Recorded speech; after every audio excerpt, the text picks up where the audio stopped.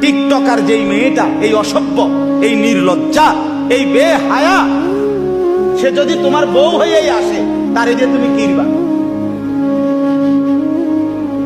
কথা বলে না কেন?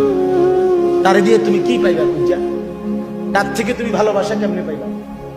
আল্লাহ তাআলা বলছেন, হালাল পবিত্র স্ত্রীর মধ্যে আমি আল্লাহ ওয়াজআলা বাইনাকুম মাওয়াদ্দাতাও ওয়া রাহমা, আমি যাকে তোমার স্ত্রী হিসাবে হালাল বানিয়েছি, তার মধ্যে আমি আল্লাহ তোমাদের স্বামী স্ত্রী উভয়ের জন্য ভালোবাসা এবং দয়া মায়া আমি তৈরি করে দিয়েছি।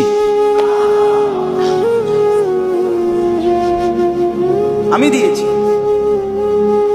এজন্য বাপ নিজের জীবন নষ্ট না করে,